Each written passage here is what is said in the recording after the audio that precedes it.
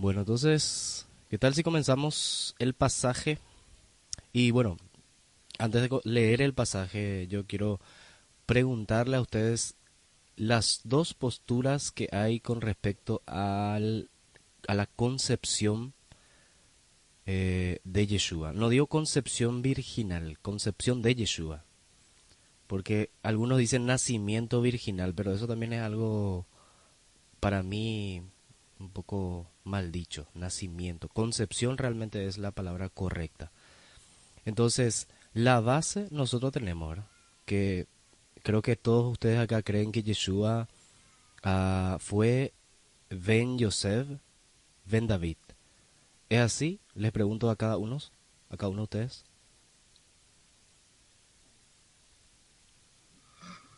Sí, sí, yo estoy convencido y yo creo firmemente que Yeshua era hijo de Joseph, sin duda alguna. Excelente, amado, gracias. ¿Otro?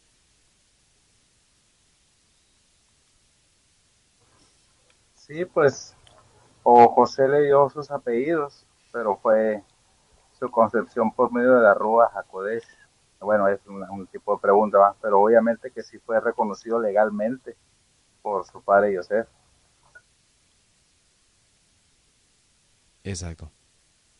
Shem,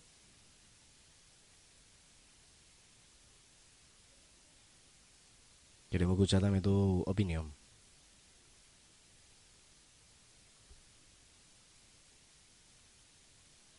Y ese evento, para mí, hay gran parte que desglosar, ¿verdad? Pero no me he encerrado todavía a un pensamiento específico. Pero el hecho de creer que es hijo de José, porque como decía yo, ese es la base de todo. Saliendo un poco, moviendo un poco el becerro del cristianismo que cree que Yeshua es, puede ser un semidios o un dios encarnado o la tercera persona de la Trinidad. Nosotros, creo yo, ¿verdad? Ese es mi punto de vista personal. Creo yo que nosotros acá ya no estamos en ese dilema de Trinidad, vinitarismo, unicismo, sino más bien ya salimos de eso. Acá el tema está la base, Yeshua ben Yosef. En ese punto lo que estuve preguntando, amado. Sí, eh, me digo que sí, toda la vida, cuando estuve en el cristianismo, en realidad siempre no podía comparar con el nacimiento de Hércules. Hoy día me doy cuenta que es exactamente el mismo era el que nos leyeron o no hicieron creer. Pero bueno, extraño, o Horus, o otros más, ¿verdad? Otro, Crisma, Horus, exactamente el mismo nacimiento. Pero bueno, ¿Y cómo fue, amado, para que te puedas hacer esa pregunta si es o no es hijo de José? ¿Cómo llegaste a eso? porque primero entendía que el Eterno no puede hacer trampa. Hacer eso sería trampa. Porque de hecho que hay un concepto, y te voy a decir un concepto cristiano, en donde dice que, bueno, que la ley no puede cumplirla a nadie, ¿verdad? Por eso vino Jesús, voy a hablar como el cristiano, vino Jesús, un semidios o un dios, porque era el único que podía cumplir y que, porque él cumplió perfectamente la ley, ¿verdad? Entonces ya no, nosotros no hace falta que lo cumplamos, pero él quebrantó el sábado. Cumplió perfectamente la ley, pero quebrantó el sábado, según el cristianismo y otras leyes. Pero bueno, entonces de repente eso no entraba en mi mente, no podía masticar eso y digerir, ¿verdad? ¿Cómo es posible que el Eterno haga trampa? ¿Verdad? ¿Cómo es posible que el Eterno nos dé unas leyes que no podamos cumplir? ¿Para qué nos da si no podemos cumplir? ¿Verdad? Y porque tuvo que enviar un semidios o venir él, porque el concepto al final termina en que él viene, ¿verdad? Para cumplir esa ley, otra vez, porque nadie en la tierra puede cumplir. Sin embargo, la escritura dice totalmente diferente, que no es algo muy difícil. ¿verdad? Y no está muy lejos para que uno pueda cumplir. Y hubo personas que casi no cumplieron perfecta cabalidad, ¿verdad? Tuvieron su pequeña falla, pero el que lo cumplió perfectamente fue Yeshua. Eso es lo que entendemos. Ujú. O sea que, Entonces ahí hay un problema y hay un, como que un golpe en la mente en donde decir, ¿qué es lo que pasa acá? ¿Cómo puedo entender eso? Y ahí está un problema. Y después entendí, al ir, conocía la supuesta, el nacimiento de Verículo, sí yo lo conocía, no podía asociar, y cuando llegué a asociar de repente, cuando empecé a leer, pero no, acá yo estoy leyendo el nacimiento de Hércules, que es el que más conocía. No conocía el de Oro, de Crisma, pero conocía de Hércules, que el dios Zeus, para comentar nomás que en la Biblia cristiana griega eso decía, Zeus creó los cielos y la tierra y sigue teniendo yo como Dios, para los romanos de Dios, pero bueno, a que viene, va y le embaraza a la esposa del anfitrión, ¿verdad? Y al anfitrión no le toca a su esposa, ¿verdad? Hasta que después que nace Hércules. Es igualito, igualito, ujú. la historia es igualito, ¿verdad? Entonces, de ahí viene que el anfitrión, ¿verdad? El que le recibe, por eso el nombre y todas esas cosas.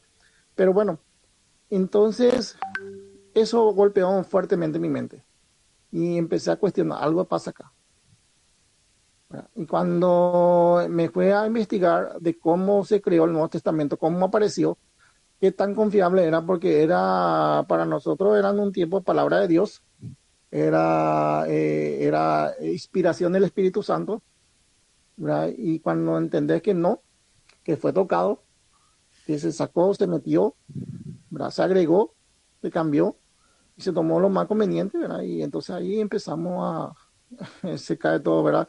Y mucho tiempo uno queda un poco mal, mucho tiempo quedé un poco pensativo y mal, pero se puede decir entendí, ¿verdad? Sí, claro, hay que entender una cosa, yo no dudo del Eterno, ¿verdad? Y no dudo porque puede hacer eso y podría hacer eso sin ninguna dificultad. Porque acuérdense que si detuvo el sol y la tierra, perdón, el sol y la luna detuvo en un lugar fijo, ¿verdad? Eso es algo más difícil, ¿verdad? Que hacer que una virgen tenga hijos. Por eso yo no dudo del Eterno, solamente que no condice con no coincide con lo que es la Torah, cuando le dice a Moisés, un profeta como tú lo voy a levantar, como él humano, como él que nació en una relación sexual, ¿verdad? Como él que tiene que luchar contra su serpiente, contra sus deseos carnales, ¿verdad? Y algo así, ¿verdad? Entonces, durante toda la escritura se va diciendo, ¿verdad? Que Yeshua va a ser un hombre y tiene que ser descendiente del rey David. Para ser descendiente de David, necesariamente, ¿verdad? El esperma de José tuvo que haber estado en Miriam, tuvo que haber fecundado el óvulo. Bueno, eso, y ahí entendés, no, alguna cosa se manipuló, alguna cosa pasó acá, ¿verdad? Pero entendemos que necesariamente sí tiene que ser de esta manera. Y por eso es que el Eterno se agradó enormemente porque Yeshua, hombre, ¿verdad? Cumplió sus leyes, cumplió perfectamente y redimió así a Adán, o si no, no tenía sentido. Si no, no tiene sentido, nada. Eso nomás. Excelente. Y antes, recalco algo que dijiste muy interesante, que cuando en el cristianismo se cree que Yeshua es un Dios encarnado, un semidios, es como que para nosotros es imposible cumplir lo que Él cumplió. Eso mismo justamente dijiste. Entonces, le limita al hombre porque no, no puedo cumplir. Porque Él era perfecto, porque era hijo de Dios o Dios encarnado. Muchos creen así, ¿verdad? Hay varias posturas con respecto a eso. Muy interesante de cómo fue que llegaste a esa duda, ¿verdad? Me gustaría que otros también puedan compartir de cómo llegó a eso, de cómo llegó a indagar eso. Adelante, los que quieran hablar.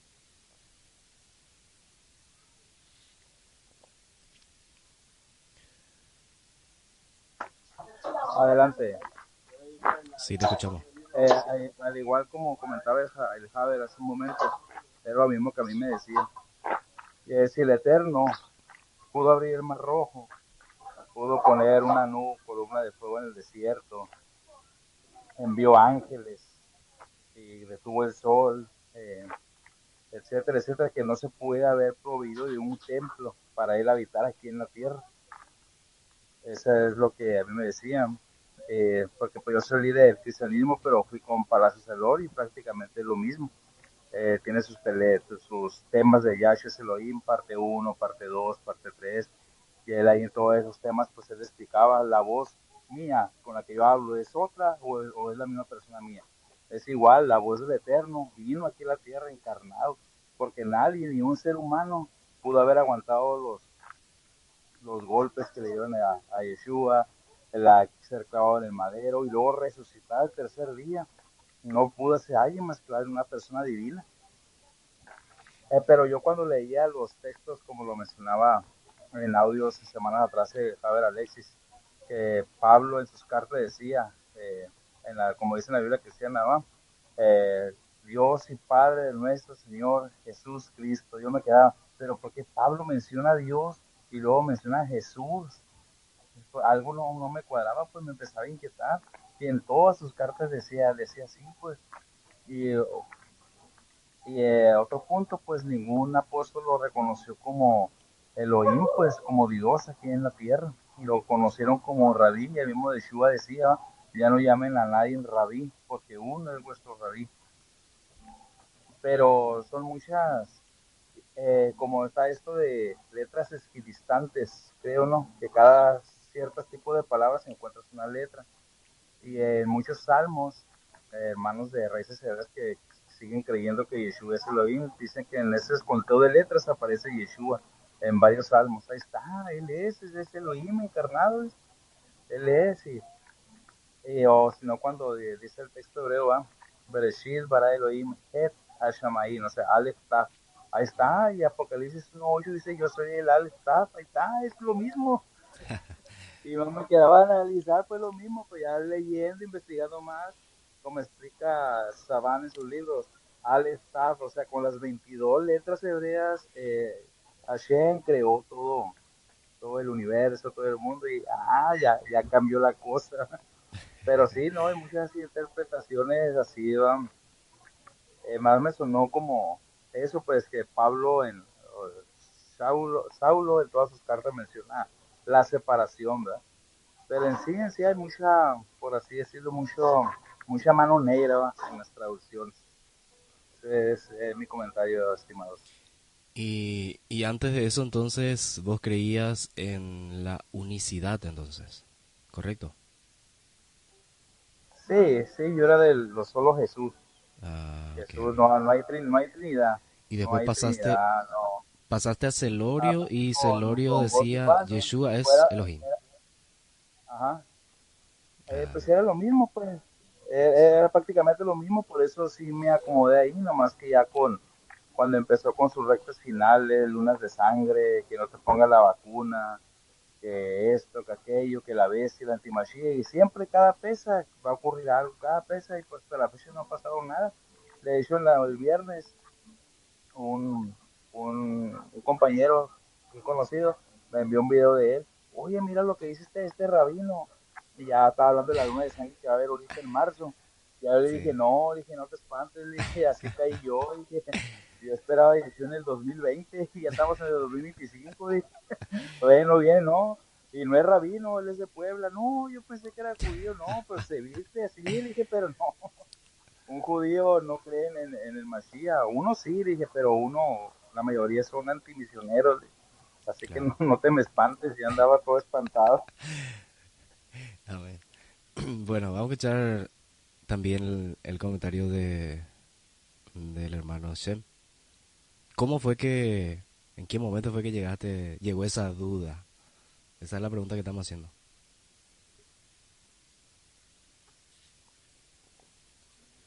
Si está por ahí. Actualmente estoy un poco indisponible. Ah, ok, ok. Entonces, si le preguntamos a Johanan.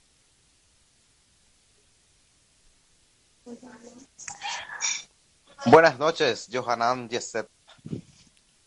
Buenas ¿Cómo noches, están señor. todos? Todo bien, todo bien. ¿Vos? Estaba escuchando el audio de Moshe. Y en la verdad que siempre nosotros teníamos en nuestras narices cómo ellos nos aclaraba que Mashiach vino en carne, no en espíritu. Pablo aclara rotundamente y declara que todo aquel que crea que el Cristo ha venido en carne, ese es de Dios.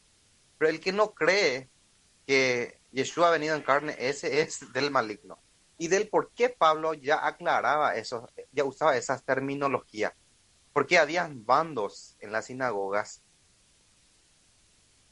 que ya creían o ya estaban metiendo el helenismo a la cultura hebrea. Por eso Pablo, si notamos, que escribe una carta y ese título está muy mal, históricamente está muy mal. Pablo escribe una carta a los romanos. ¿Cómo que Pablo, un fariseo de los fariseos, circuncidado al octavo día, va a escribir una carta para el imperio romano que era inicuo? Mm, Entonces, ¿para quién Pablo escribió las cartas? Que él estaba ansioso de visitaros a los santos que había en Roma. ¿Y quiénes eran los santos? ¿El imperio romano?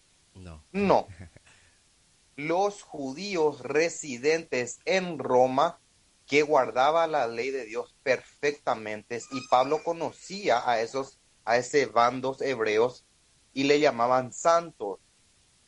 Por eso si vamos a leer cronológicamente Hechos de los Apóstoles, después va a venir el Imperio Romano a expulsar a todos ellos.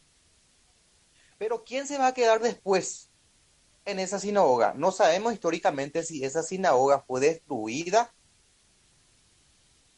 para que se crease una nueva religión o ellos agarraron un templo pagano de Roma y ahí los cristianos que se despegaron del judaísmo vinieron a congregarse. Eso no sé, no sabría decirte, pero sí, en Roma había sinagoga de los judíos porque los judíos estaban en todas partes. Entonces Pablo escribe una carta exhortativa para la comunidad judía que había en Roma.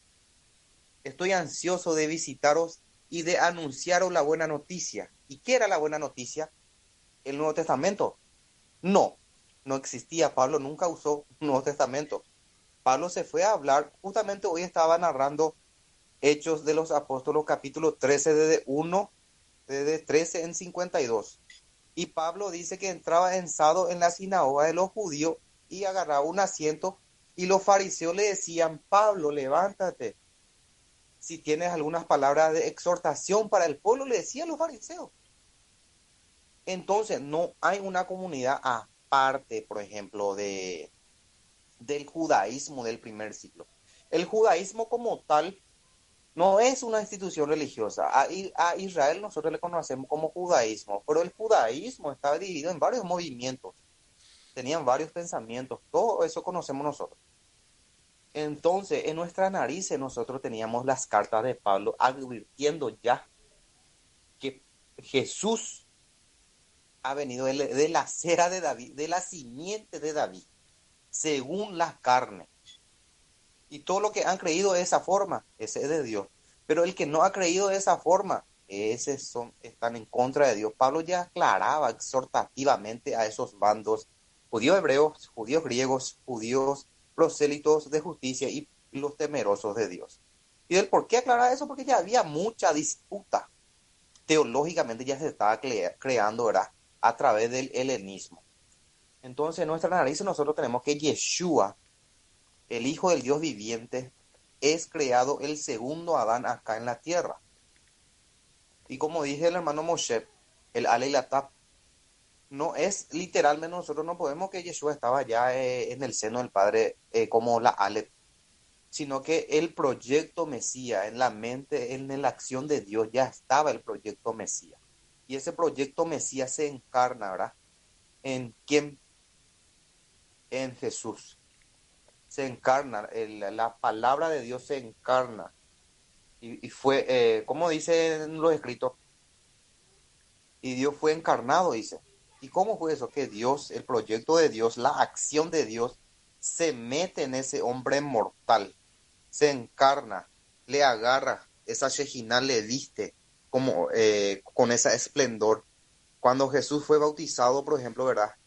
Agarra esa Shejinah se desciende encima de él y le viste como el segundo Adán, con ese esplendor que nadie pudo ver, solo que algunos pudieron escuchar la voz del cielo y decía que este era el Cordero de Dios que algunos escuchó, ¿verdad? Hasta Juan dudó después.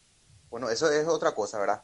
Y en nuestras narices, hermanos, nosotros ya teníamos que Yeshua era el hijo del hombre. ¿Y quién era el hombre? José.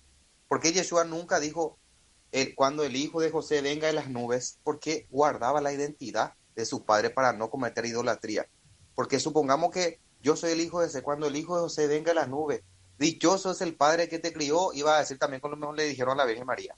Por eso Jesús también le dijo a María, nunca le dijo madre, sino mujer, guardaba la identidad, guardaba la Torá y guardaba también la identidad de su madre, porque el pueblo en síntesis de Israel es idólatra. Le iba a idolatrar a María en esos tiempos ya, porque una de sus compoblanas ya dijo, bendito es el seno que te amamantó y el vientre que te trajo al mundo. Y él le estaba idolatrando a María.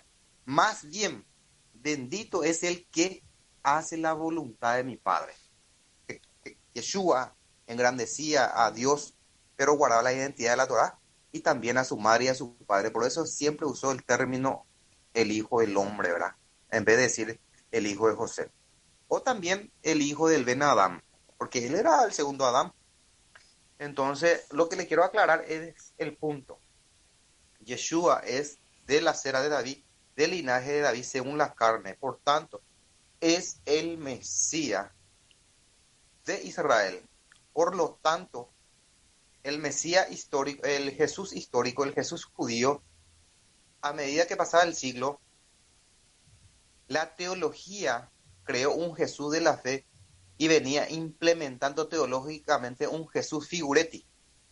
Se le agregaba poderes, semidioses, como hacía también en los otros pueblos, por ejemplo, de Grecia. A medida que pasaba el tiempo, ellos agregaban a, a los, ¿cómo le voy a decir? A esos famosos en esos tiempos, como por ejemplo Demócritas, no sé cómo se le dice a uno también que ellos endiosaron y a lo largo le atribuyeron también que, que a Dios resucitó, esto que aquello. A lo largo de los años le agregaron poderes inimaginarios y el mundo cree. Y así también la teología ha creado un Jesús de la fe. Crearon un semidios, un Cristo preexistente, un Cristo que estaba al lado del Padre o un Cristo Dios mismo. Es sin fin la teología helenística y después la teología de la filosofía de Grecia y Roma. Es totalmente una confusión tremenda y no fue revelado por el Espíritu Santo, sino que a través de los años, por votación, ellos crearon esa figura de un Jesús, Dios, semidios, hijo de Dios o Dios mismo, sin fines de cosas ellos crearon. Entonces, para mi opinión, en lo que yo creo, como ya escucharon todo en el audio, Yeshua, hijo del linaje de David, según la carne, es hijo de José. Ahora, el, el proceso de la creación de Yeshua en el vientre de María, esa es ya otra explicación. Pero sí, Exactamente. Y, el y eso linaje de David. justamente va a poner en tela de juicio ahora, ¿verdad? Vamos a analizar. Pero es importante lo que dijiste y quiero recalcar, Amado, que hay un escritor del siglo IV conocido como Ambrosiastro que escribió sobre los judíos en Roma. Eso es muy importante aclarar lo que dijiste, que la gente piensa que Pablo, Shaul, escribió a los romanos de allá, ¿verdad? Como dijiste ya. ¿Y qué dice este escritor? Dice, está establecido que había judíos viviendo en Roma, judíos viviendo en Roma, en los tiempos de los apóstoles, dice.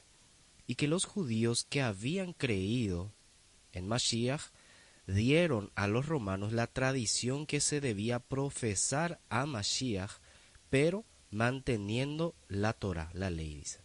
Uno no debería condenar a los romanos, sino alabar su fe, porque sin ver signos o milagros y sin ver a ninguno de los apóstoles, ellos, sin embargo, aceptaron la fe en Mashiach, aunque según un rito judío, dice. Entonces vemos claramente que a principio, como decís vos, la congregación, la sinagoga, las sinagogas podemos decir porque son varias, creían y profesaban a Yeshua, pero según el rito judío, o sea, según el pensamiento judío. ¿Y cómo es el pensamiento judío con respecto al Mashiach? Ben David, hijo de David.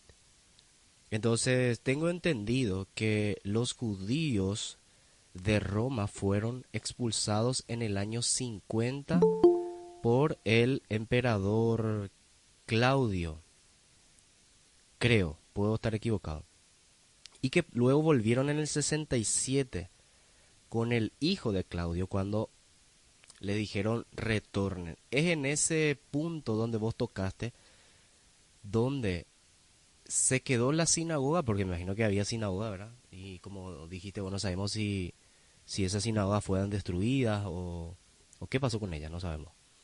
Pero lo que sí sabemos es que cuando ellos retornaron, encontraron ya personas que se habían quedado, que probablemente eran conocidos los prosélitos, los gentiles que se habían convertido, algunos capaz circuncidados, otros no, no sabemos. Pero sí que había judíos, había los conocidos Ger Sedek, que son los extranjeros justos, y luego los Ger Toshav, que son los conocidos como temerosos de Elohim. Entonces había esos dos grupos. Entonces cuando volvieron los judíos en el 67, 67 o 57, uno de los dos, ya había una mezcla de tradición, donde Pablo ahí escribe la carta y aclara muchas cosas y vuelve a recalcar eso que vos dijiste. Yeshua ben David, Yeshua hijo de David, de la cera de David, según la carne. En otras traducciones yo encontré, dice, biológicamente, dice. Entonces algo interesante, gracias por el comentario y gracias a todos por aclarar sus puntos y aportar también en esto que estamos, en esta jabruta. Y bueno, con respecto a las posturas que hay en la tradición nazaratí, porque esto es una tradición que viene ya desde los primeros nazarenos, que eran considerados los nazaratim, y hay dos posturas con respecto a la concepción de Yeshua, y eso es lo que vamos a colocar en análisis. El primero dice que tuvieron relaciones sexuales, que Miriam y Joseph tuvieron relaciones sexuales y que a partir de ahí Yeshua vino como todo en todo matrimonio viene un hijo. La segunda postura dice que fue por el Ruach, por el poder del Ruach, siendo, el texto hebreo dice, meuveret, transferido el espermatozoide de Joseph al útero de Miriam sin relación sexual. Entonces, estas son las dos posturas que hay con respecto a la tradición nazratí. Hoy, actualmente estamos hablando. En ese entonces no sabemos si había solamente uno, ¿verdad? Pero hoy día, entre el movimiento nazratí, no es que haya una división, porque todos nosotros estamos de acuerdo de que es Ben Yosef. El tema está cómo fue concebido. Entonces, quiero preguntarle a ustedes el primer punto, para hacer un punto de análisis. ¿Cuántos acá creen que sí tuvieron relaciones sexuales? Adelante.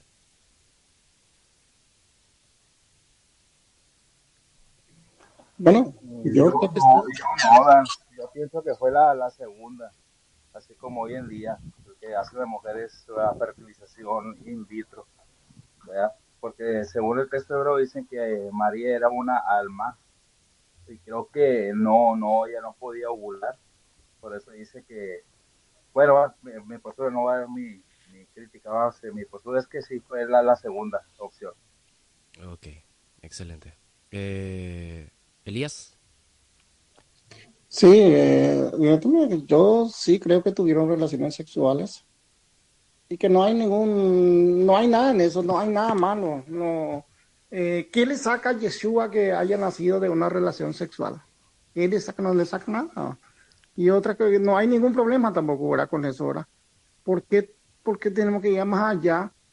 Sí, por eso digo, ahí pues entra un problema con donde el Eterno hace una especie de trampa. Y el Eterno no se va a meter en eso. Lo mismo que el nacimiento de Sansón, Chinchón, ¿verdad? Fue milagroso. El de Juan, Yohanan fue milagroso, ¿verdad? El de Yitzhak fue milagroso. Bueno, el nacimiento de Yeshua probablemente tuvo un tipo de milagro, probablemente como dijo nuestro ahí no, Moshe, ¿verdad? Que al mejor Miriam no podía volar o algo así, ¿verdad? Que no conocemos nosotros el trasfondo de eso. Y pero algo ¿cuál, así pudo haber pasado. pero ¿cuál sería el milagro, amado, si tuvieron relaciones sexuales? Porque, como mencionaste, el nacimiento de Yitzhak, por ejemplo, fue sobrenatural. ¿Por qué fue sobrenatural el nacimiento de Yitzhak? Volada de Sara.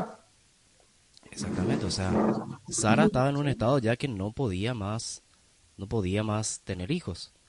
¿Verdad? Y posiblemente, como dijimos la vez Bueno, pasada, Abraham, bueno, pero a eso en tela de juicio en el sentido de que Abraham después tuvo otros hijos, vos mencionaste justamente eso, ¿verdad? Eh, ahora, el milagro fue que no podía concebir más y concibió a su edad, eh, en su vejez. ah, Ahora, el nacimiento de hizo lo Shmuel, mismo. de Shmuel, el nacimiento de Shmuel, ¿cuál fue el milagro ahí? Y la mujer era estéril, dice. La Ajá, mujer era estéril. ¿Verdad? sí, Entonces pudo concebir. Y en el tema de Johanan, ¿verdad? Eran ya también ancianos ancianos, los ajá. padres. O sea En que este caso los el dos eran milagro está ahí ancianos. entonces, ¿verdad? Milagro está ahí. Pero vamos a poner una idea nomás. ¿Qué tal si todo ese nacimiento milagroso de Yeshua fue agregado? Porque nosotros estamos buscando justo hacia ese lado. Porque Porque hay que entender una cosa, el concepto del hijo de Elohim para los judíos es uno, y el concepto de hijo de Dios para los romanos es otro. Tal vez ahí es donde ellos se equivocaron. Cuando decían que Yeshua era Ben Abba, ellos entendieron que era el hijo de Dios y el hijo de Dios, el concepto romano o el concepto griego es directamente la fecundación de Dios a la Virgen. Ahora, el tema está, ¿qué problema hay, dijiste ahora? ¿Qué problema hay con respecto a, a si vino como una persona, como una persona normal viene, ¿verdad? En relación sexual. Hay un problema. ¿Por qué hay un problema? Porque hay escritos. Es el problema. O sea, ¿cómo nosotros vamos a defender esta postura si no poder respaldar con la escritura en mano o con los escritos antiguos? Ese es el problema. Pero si una persona te saca un escrito del siglo II, un escrito del siglo VII o un escrito inclusive un poquito más posterior donde dice, ese es el problema. Entonces el contexto histórico es el tema. ¿Entendés? Yo puedo decir, no, sí, tuvieron relaciones sexuales y todo eso, pero ¿cómo compruebo eso? ¿Y cómo compruebo de que fue añadido esa parte? Ese es el problema. O sea, que estamos hablando de veracidad histórica, no estamos hablando es lo que yo afirmo, ¿verdad? Entonces, en eso justamente, eso es lo justamente estamos colocando en duda eso, ¿verdad? Esa posición. Capaz vos no tenga duda, pero yo sí tengo esa duda, porque yo creí también que sí tuvieron relaciones sexuales. Pero entré en duda en qué momento cuando dije, ¿cómo yo voy a demostrar eso a una persona, ya sea de raíz hebrea o lo que sea, o inclusive a los antimisioneros? ¿Cómo yo voy a demostrar eso si no tengo una prueba escritural histórica donde me diga, mira, fue manipulado? Porque el caso de la coma joanina, por ejemplo, se puede demostrar. El caso de la mujer adúltera que Yeshua supuestamente no le juzgó, se puede demostrar porque hay escritos y papiros que dicen que no estaba en tal siglo. ¿Se entiende lo que digo, Amado? Por esa duda. No es porque uno quiera contradecir solamente, sino porque por la evidencia histórica es que nos estamos basando. Sí, entiendo.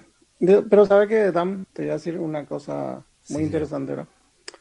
Eh, por ejemplo, al ser un nacimiento, digamos, tal como figura ahí en Lucas lo que más habla de eso, y Mateo, Lucas sería.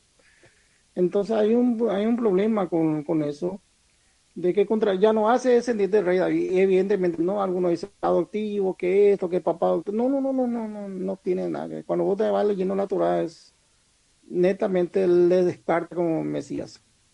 Uno es eso, y segundo es que realmente en todas las profecías hablan de un Mesías hombre, no habla de un Mesías semidios. Y ahí entramos en problemas. Tampoco no habla, no se necesita pues un nacimiento milagroso como que tomar el semen de José y le mete a Miriam dentro. Está bien todo, el Eterno lo puede hacer, pero ya sería una intervención, una metida de mano en donde realmente yo entraría en mi mente de que el cristianismo tiene razón, en que nosotros, el Eterno fue malvado al darnos unas leyes que nosotros no podemos cumplir. Y eso es lo que se va Pero a notar. ¿cómo demostrarías entonces, Amado? No hay, ¿Cómo entonces no hay forma, sin la escritura, cómo demostraría eso? por eso que le digo. De hecho que hay te voy a enviar el link para que puedas ver en donde hay un debate muy interesante que había visto entre otras personas, historiadores, donde dice la invención del Nuevo Testamento. Y estas personas empiezan a debatir y a hablar de cómo se creó el Nuevo Testamento. Y al ver eso me abrió el panorama porque era lo que yo pensaba, ¿verdad? Imagínate como la invención del Nuevo Testamento. Habla de cosas que no tenían mucha sustancia, un poquito acá, otro poquito acá, y empezaron a, a mezclarlo todo. Tanto que, por ejemplo, la mujer adúltera en un, no me acuerdo si estaba en el Evangelio de Juan, en uno está el Evangelio de Juan, en otro está el Evangelio de Mateo, en otro saltaba en otro Evangelio, por ejemplo, en otros no estaban, en otros papiros no estaban, y de repente en otros estaba en cualquier lado, ¿verdad? Y no estaba tampoco completo, se le completó con otra cosa, por ejemplo. Y toda esa parte se explica en donde uno dice, bueno, que hizo una cantidad de cosas y aberraciones que nadie sabe. Y a eso nosotros le tenemos como palabra de Dios, digamos, por decirlo, pues digo Dios, pues, para que se entienda, Ah, ¿verdad? los cristianos, nosotros De hecho ya que aclaramos nuestro punto con respecto a eso la vez claro, pasada. claro. De hecho que las traducciones entendemos que están mal. Elohim en todos los casos ellos traducen como Dios y Elohim no siempre es Dios, ¿verdad? O sea, no siempre es de ese lado, es más elevado nomás. Bueno, Ok. de todas maneras, no quiero sacarle mucho tiempo a lo otro, me gustaría escuchar también sus opiniones, no yo nomás. Pero de hecho que voy a contar eh, algo rápido. Una vez me venía viajando con alguien, ¿verdad? Y empezamos a hablar y habla del tal Jesús y yo le digo, ¿sabía que era judío? Le dije, ¿qué? ¿Judío? No, me dice, imposible. Y entonces, ¿qué era? Romano, era romano, me dice. Y yo no me río, yo le miro seriamente y le digo, verán, amo, te pusiste a investigar esto, aquello. Y después yo me hago la idea y me viene a la mente el Jesús que nosotros conocíamos, su vestimenta era romano, su apariencia era romano, sus conceptos y todo lo que hasta con su concepción era romana. Y cierto, el Jesús del cristianismo es romano. Bueno, eso nomás. Me gustaría escucharle también a los otros compañeros. Ok, excelente. Entonces, antes de cederle el micrófono a otro, quiero hablar sobre el Mateo hebreo, ¿verdad? El Mateo hebreo luego, pero los escritos de Mateo más antiguos. Según estuve investigando, hay un papiro llamado papiro 104 del siglo II, aproximadamente del 125 al 150 DC, que es el fragmento más antiguo conocido como el Evangelio de Mateo. Contiene partes de Mateo 21, 34, 37 y 21, 43 en griego. Se encuentra actualmente en la biblioteca de la Universidad de Oxford. Es una evidencia temprana de la circulación del texto y esto se puede tener acceso a ese papiro. Estamos hablando de forma digital. Estuve investigando también sobre eso. Después en el siglo III también hay Mateo en griego y es parte de una tradición textual importante. El códice sinaítico o Sinaiticus del siglo IV también se encuentra la parte de la concepción. El Códice Vaticano del siglo IV también contiene completo en griego y actualmente se conserva en la Biblioteca Vaticana. Ahora, existió un Mateo hebreo y esto es algo bastante polémico también, y algunos primeros cristianos llamados padres de las iglesias como Papías del siglo II menciona en sus escritos y dice que Mateo escribió sus logías en hebreo, dice. O sea que lo que ha llevado a debates sobre la existencia de una versión hebrea o aramea anterior al griego del siglo II. Entonces, hay una versión medieval, que eso es el que quiero colocarles a ustedes, un escrito medieval de Mateo en hebreo, conocido como el Mateo hebreo de Shem Tov y Ben Shaprut. Es un tratado que escribió Shem Tov, Baal Shem Tov, es un tratado llamado Tratado de Eben Boham. No sé si ya escucharon hablar de eso, pero es la evidencia del siglo, estamos hablando del siglo XIV, la única que se conoce como Mateo hebreo. Entonces, algunos investigadores dice, inclusive Abiel menciona, que lo que hizo Shem Tov, porque Shem Tov es si ustedes no conocen, uh, Rabbi Nachman desciende de Baal Shem Tov, y entonces creo que es nieto o bisnieto de Baal Shem Tov, creo que es nieto. Entonces ellos eran jasídicos, o sea, eran gente que no creía obviamente en Yeshua como Mashiach, pero según Abiel, eh, el texto de Mateo hebreo de Shem Tov, el tratado de Ben Boham, Shem Tov hizo como una traducción textual criticando la versión cristiana que se tenía en aquella época del Mateo. Entonces, por eso me parece interesante, porque data de un siglo, del siglo XIV, y me parece muy interesante porque es el único que hay en hebreo hasta hoy día. Entonces, me imagino que se ha intentado corregir muchas cosas del Mateo, pero en ese Mateo habla del tema de la concepción y está en hebreo. Entonces, esto se puede tener acceso a cada códice que mencioné. Si por ahí quieren, después puedo pasarle el link. Entonces, sobre la concepción de Yeshua, que es Mateo 1, 18 al 25, se narra perfectamente en esos pasajes.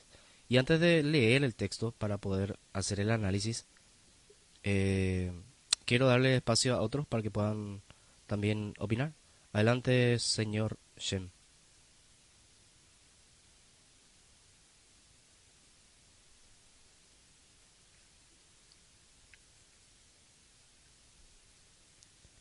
¿Otro que quiera opinar? Adelante. A ver, Mario tiene la mano levantada. Sí, pero al parecer no está disponible ahora. Ah, Shalom, estoy acá con mi hijo justamente.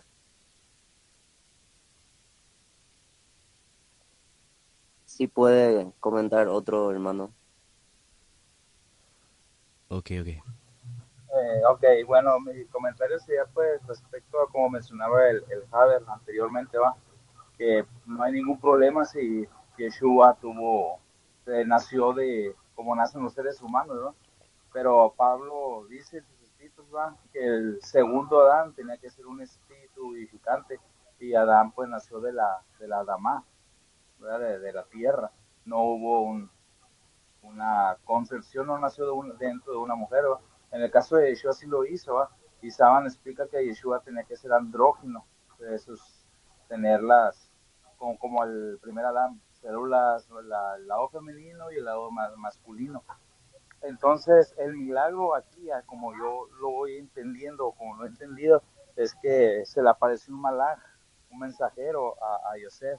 Le dice, no temas en recibir a Miriam como tu mujer, porque lo que en ella ha sido engendrado del Ruach HaKodesh es. O sea, que para mí ese fue el milagro, ¿no? Que no podía engendrar, no podía ovular Miriam, y ahí pues se le concedió. Y no recuerdo en dónde leí anteriormente en la historia, donde dice que cuando había una boda judía, los romanos eran los primeros que estrenaban a las mujeres, pues antes de la noche de bodas. Y por eso el Eterno todo eso lo hizo en secreto, pues, para que no algún romano no tomara a María. Ya ve cómo dicen los escritos del Talmud, que hablan de Miriam, que la tomó este soldado llamado Pantera, y que no Ajá. es hijo de Sí. Yosef, y etcétera, etcétera. Y por ahí me hizo ruido cuando dice escrito, nomás que no me acuerdo dónde lo leí, que esa era una costumbre en las bodas judías. Primero llegaba el romano y se llevaba a la esposa.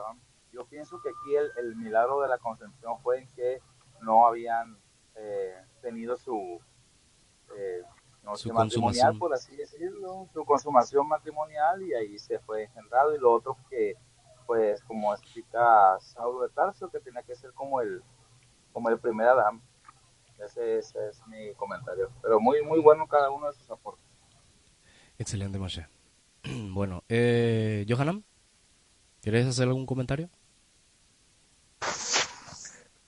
Sí, estaba escuchando todo y lo que dijo Moshe me levantó la antenita, Ok. porque lo que ella es entrado del Espíritu Santo es.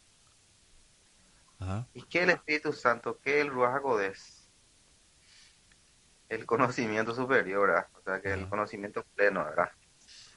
Y María tenía el conocimiento pleno, el conocimiento superior, está conectado con la divinidad. Y, eh, eh, ¿cómo te voy a decir? Ese fue la obra milagrosa, solamente que si vamos a interpretar a modo cristiano el Espíritu Santo es como la tercera persona de la Trinidad o una persona que vino a embarazarla. Claro, Pero ahí sin está el embargo problema. el Espíritu Santo, como yo te había mencionado, la expresión Espíritu Santo no existe en el supuesto Antiguo Testamento. Fue inventado por los judíos helenistas, ¿verdad? Y hay muchas cosas acá que me deja así pensando, ¿verdad? Y concuerdo con lo que dijo Moshe también, así era la historia. Pero que a José le asusta, ¿verdad? ¿Cómo es que ella se va a embarazar? Recuerden que María era una nena en esos tiempos. Lo Ujú. que dice Isaías 7:14 no es como escribe la Septuaginta. La Septuaginta coloca ya como una muchacha virgen, pero el texto hebreo dice una muchacha joven, una muchacha pura, devota. ¿A Ajá. qué es devota? ¿Al cristianismo? No. No, al judaísmo. María era devota al judaísmo y no, nadie me puede acá refutar el que ella no pertenecía al judaísmo, porque sin pertenecer al judaísmo ellos no podían entrar ahí, porque el judaísmo era la religión oficial de estos judíos. Entonces ella era devota al judaísmo, por eso se le dice Isaías 14 que era una muchacha joven, una muchacha pura, religiosamente hablando. Y tenía como edad de 10 a 12 años. Era una nena.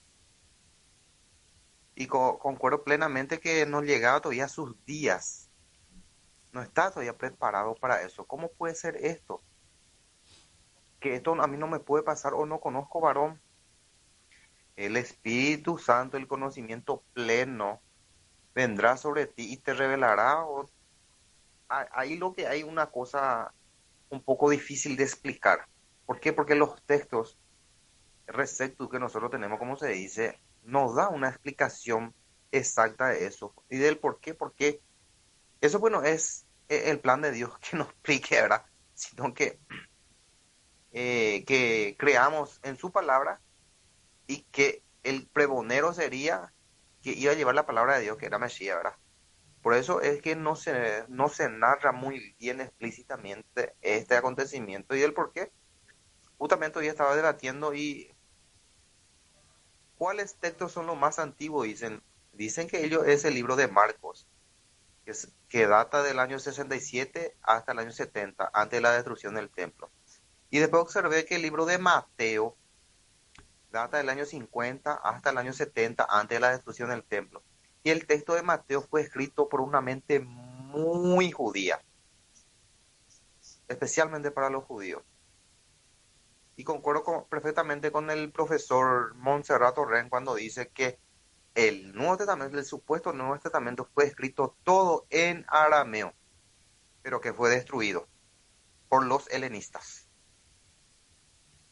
¿Y del Interesante. por qué? Porque los textos originales nos iban a decir, a mostrar la realidad de la mente hebrea, pero que los helenistas eran más poderosos, más fuertes, eran más mucho en números, destruyeron.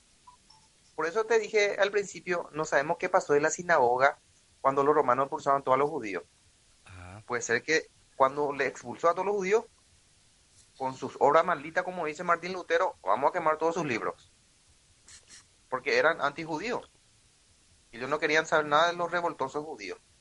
Entonces, en el nacimiento de Yeshua, al llevarme en cuenta el Ruach HaKodesh, el conocimiento pleno de Dios, María abre como se prepara para recibir ese mensaje de Dios, y Dios es quien hace la obra milagrosa, ¿verdad?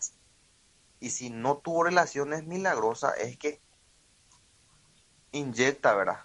Pero yo digo también, estoy todavía en eso, que sí tuvieron relaciones sexuales, pero lo que le asusta a José que ella no podía embarazarse todavía y que de repente se asusta y dice, ¿cómo puede ser eso? Si ella no podría embarazarse todavía. ¿Quién le embarazó también? Ahí hay una confusión ya tremenda también, O sea, pero sí, sí. no, y justamente esas son las dudas que hay, ¿verdad? Con respecto al texto, justamente. Porque voy a compartirles pantalla para que podamos mirar el texto y ir analizando ya todos esos puntos, ¿verdad? Muy interesante, gracias por el comentario. ¿Se ve ahí? Sí se ve. Ok. Este es el escrito de Eben Bohan, traducido por Abiel Benobet, no sé si ustedes conocen, de Nasratí TV. Y este es el escrito y tiene sus comentarios para poder poner en... A ver. Voy en la parte de español, donde dice así: si quieren este escrito me avisan, les paso para que puedan analizar también. Dice así: el nacimiento de Joshua fue de esta manera, estando su madre desposada. La primera cosa que aparece es desposada. ¿Qué es desposada? Según el hebreo, les pregunto a ustedes, ¿cuál es el término que se utiliza para desposada en hebreo?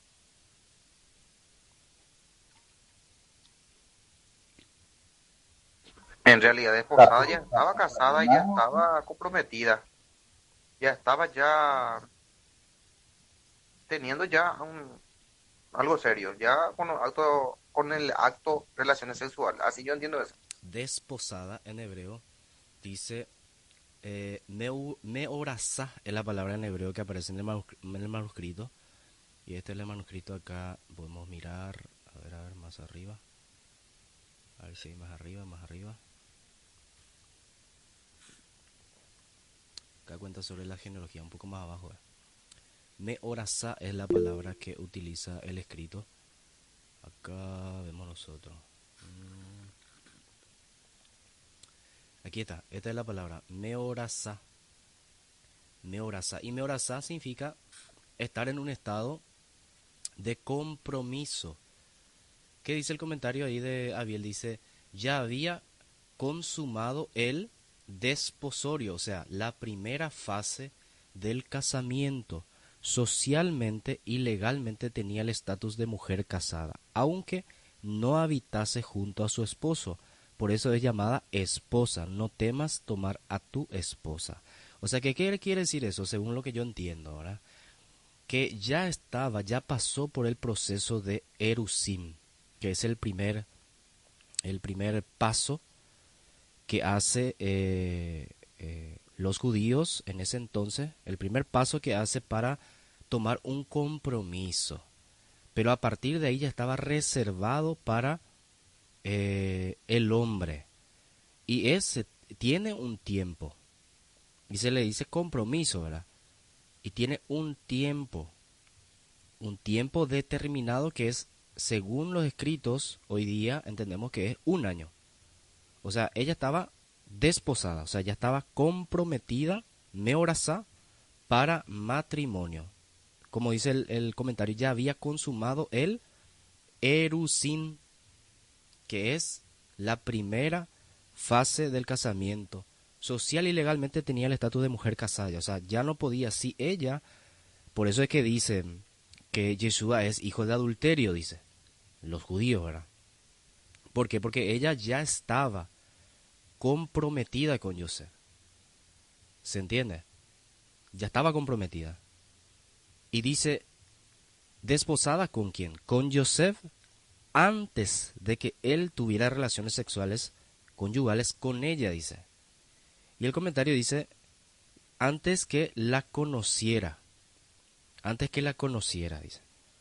¿Verdad?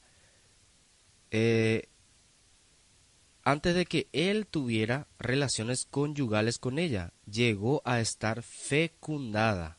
Y acá hay el comentario, por el poder del Eterno, dice. Y el comentario dice, llegó a estar, o sea, fue hallada, semitismo, Hechos 8:40, pone como referencia, fecundada por el poder del Eterno. La fecundación es un proceso biológico que comienza al unirse la célula masculina y la femenina y da lugar a un embrión. El idioma hebreo transmite la misma idea. La fecundada es llamada meuberet, porque se le ha transferido, dice, avar, la semilla de vida, y de ahí ha resultado un embrión, uvar. Y toda esta palabra meuberet tiene su raíz en avar, y de avar también se puede formular la palabra embrión. O sea que la raíz de la palabra meuberet y la raíz de la palabra uvar es avar, que significa transferido. Entonces el autor atribuye este proceso al poder del Eterno, o sea, al poder del Eterno, al Ruach, lo cual no es extraño para el lector judío, dice. Poder del Eterno se traduce la expresión idiomática como Ruach HaKodesh. Véase el glosario, dice. Entonces, aquí está el tema. Si uno dice, no tuvo relaciones sexuales, o sea, sí tuvo relaciones sexuales, ¿cómo explicamos el texto? No, fue añadido, sí, pero ¿cómo comprobar que fue añadido? No hay forma de comprobar porque todos los escritos antiguos hablan de eso. Entonces lo que tratamos de hacer es entender el pensamiento de Mateo cuando él escribe eso. Y dice, continúa el texto diciendo, Joseph, su esposo, siendo un hombre justo, y justo es Sadik, no quiso convivir con ella, ni exponerla, ni avergonzarla, ni atarla a la muerte. Más bien quería cubrirla. Entonces ahí tenemos un problema. Si Yosef, y esa es mi pregunta siempre el que hago ahora, si Yosef tuvo relaciones sexuales con Miriam antes antes de lo que es la consumación, conocido como Nisuin o Kiddushin, entonces no puede ser una persona justa. Es no sé, una persona que no respeta al compromiso que hizo. O sea, no tiene un respeto hacia el compromiso que hizo con los padres de Miriam. Entonces no es un hombre justo. Porque un hombre justo va a respetar también la parte moral de la familia. No va a agarrar, no va a ir en contra de la tradición que se está implementando dentro de lo que el contexto que ellos están viviendo. Entonces, él siendo un hombre justo no quiso convivir con ella, dice, o sea, se enteró y él dudó. ¿Por qué iba a dudar si es que tuvo relaciones sexuales con ella? Porque si no quiso hacerse responsable, digamos que sí tuvo relaciones sexuales y no quiso hacerse responsable, queriendo am, queriendo escapar de la responsabilidad, lo mismo pasó con Adán. La mujer que tú me diste, le dijo al Eterno. Entonces, si Yosef era un justo, no iba a pensar de esa manera. Según lo que estamos analizando, Yosef era justo. Y si era justo, iba a respetar todas las normas morales de la época. Pero él no quiso, dice, era tan justo que no quiso exponerla, porque él no sabía tampoco si realmente ella había tenido relaciones sexuales con otra persona, porque la primera cosa que le va a venir es eso. Ah, no, esta tuvo relación sexual con otra, me engañó, adúltero, cuando le contó, ¿verdad? Y no quería, ¿qué dice? Exponerla, avergonzarla, ni atarla a la muerte, porque era apedramiento. Más bien quería cubrirla, dice. O sea, quería salvarle de esa y le iba a dejar en secreto. ¿Algún comentario hasta acá?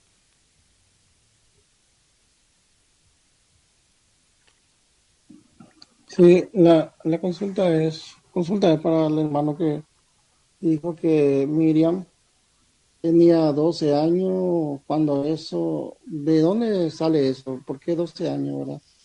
Esa es una consulta. Y otro tema, no tengo exactamente la memoria, pero sí hay historiadores en donde menciona un Mateo hebreo que no es Shentot, que sí hubo Mateo hebreo. Y son gente inclusive de la propia Iglesia Católica que tiene asentado que sí hubo un Mateo hebreo y que ellos estaban en contra de eso, querían destruir esos libros.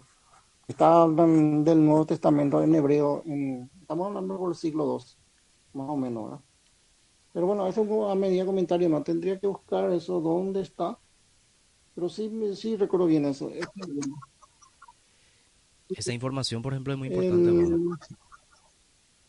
El, el, de hecho, el hermano, uno de ellos mencionó acá que ellos querían destruir la misión de la Iglesia Católica, estoy hablando ya después de Constantino, ellos como locos buscaban destruir todo lo que eran los escritos judíos, ¿verdad? Y lo hacían, y entonces eso hizo tremendo daño a la verdad. Y esa es la pregunta para no sé quién era que dijo que tenía 12 años ahora. ¿De dónde sale eso? Porque de hecho que en la Guemara habla que Ricat cuando tuvo relaciones con su marido, Raquel puede ser, no, Rebeca creo que él, con, con el hijo de Abraham, Con Isaac. eh, con Isaac, según la Guemara tenía 13 años ahora. Pero Ajá, bueno, la Guemara. exacto. Pero yo lo que me gustaría saber y preguntar, ¿de dónde, de dónde sacan que tenía 12 años? Eso nomás. Es por el texto, yo digo, Amado, por el hecho de la palabra alma, porque ahí también es importante analizar ese punto, ¿verdad?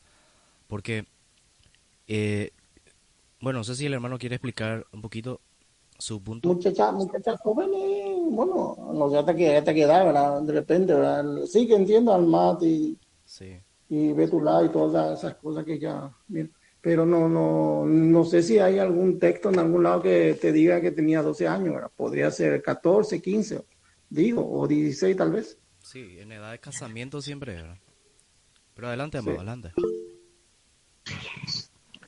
Bueno, sí hay textos apócrifos. Al apócrifo se le dice libro no auténtico. ¿Por qué se le dice no auténtico? Porque la iglesia supuestamente no añadió al canon. Pero los textos apócrifos dicen que ella tenían 10 a 12 años. Si consigo los textos, enviaré en el grupo. Y también dice que ahí en los textos que José era viudo. Cuenta la dinastía de María, que era una joven muy rica en esas épocas. Y que se le puso en el templo y tenía que elegir para su esposo. Y hicieron creo que el Urim y Tumim, y se cayó encima de José el voto y se quedó como para su esposo. Y José era viudo. Y de los textos apócrifos sacamos que José era viudo y que la nena tenía 10 a 12 años. Por eso yo mencioné eso.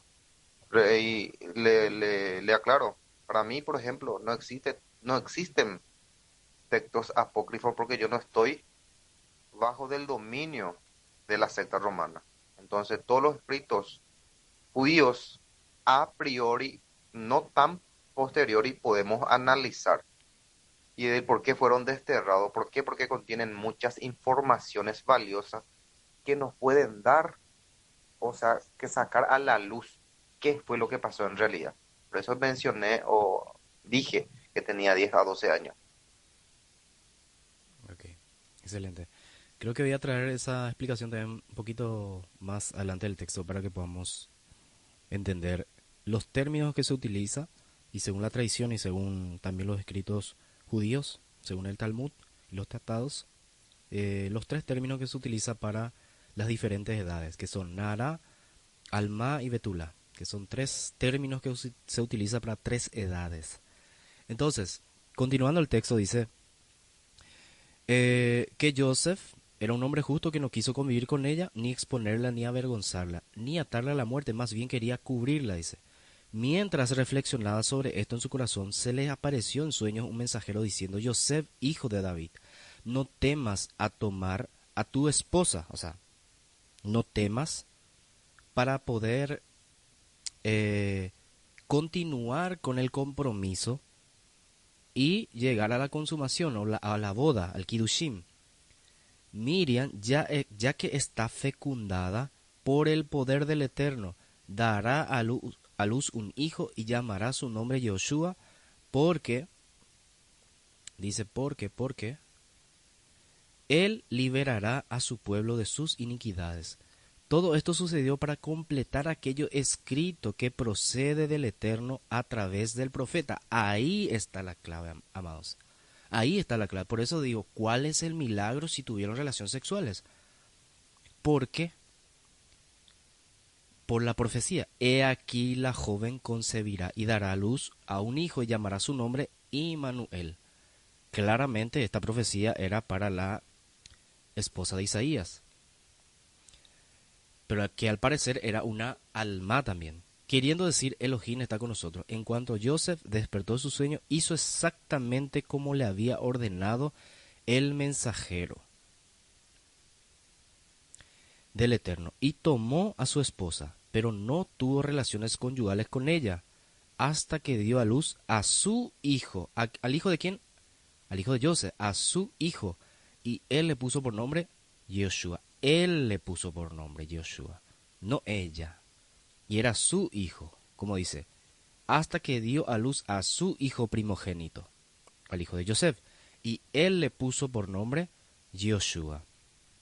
Primeramente quiero leer la parte donde comenta Abiel, dice así, la joven, aunque Alma no significa literalmente la virgen, el término y el contexto sí lo implican. Su raíz etimológica es dice Elem, oculta o encerrada. Por ello en el Tanaj, da la referencia, Alma siempre es una chica en pubertad, oculta en casa de su padre, lo cual implica en la antigua sociedad hebrea joven virgen. Inclusive en Proverbios 30:19 menciona Geber ve alma, el varón con la joven, dice, no prueba lo contrario. De hecho, uno de los manuscritos de Giovanni Bernardo de Rossi registra Geber ve alma, el varón en su juventud. Y con esta lectura concuerda la LXX. Por otra parte, el término vétula, usualmente traducido como virgen, no siempre implica virginidad, sino el estatus social de una mujer con edad para casarse. Por ejemplo, Joel 1:8 habla de una betula viuda, como en el caso de Sara, por ejemplo. Sara, por ejemplo, era una betula, ¿por qué? Porque ya no tenía menstruación también. En el caso también de una viuda, que obviamente ya tuvo relaciones sexuales, también era betulá. O sea que betulá no solamente implica virgen, ¿se entiende? Pero alma tiene doble connotación. Nótese cómo Génesis 24:16 presenta a Rivka con tres descripciones. Dice, Nara, muy hermosa, Bétula, que es con edad para casarse, y ningún hombre la había conocido, dice. Que en este caso sería Nara y Bétula. Nara y Betulá no implica virginidad, lo contrario. La tercera descripción, ningún varón la había conocido, estaría de más. Luego, en Génesis 24:43, Rivka es llamada Ja'alma, o sea, es llamado Nara, Betulá y Alma, como quien reúne las tres descripciones anteriores en un solo término, dice. Entonces, sí, hay tres términos para hablar de una joven. El primer término es Nara. Y Nara es una muchacha en edad de pubertad, generalmente entre los 12 o 12 años y medio hasta ahí. Es decir, desde que entra en pubertad con signos físicos hasta los 6 meses siguientes aproximadamente. Entonces, claro, hoy día las niñas menstruan a partir de esa edad, pero antiguamente no era así. La base halágica que tenemos para afirmar esto que estamos diciendo es el Talmud Bavli. Pueden anotar si quieren, Talmud Bavli, Ketuvot 39a, 40a, donde se discute sobre las edades de la Ketaná, Nará y Bogeret. Y Ramban también escribe en su libro Hilhot Ishut 2.1 y establece que Nahara es de los 12 años hasta los 12 años y medio, o sea, hasta 12 años y 6 meses aproximadamente. Y esto,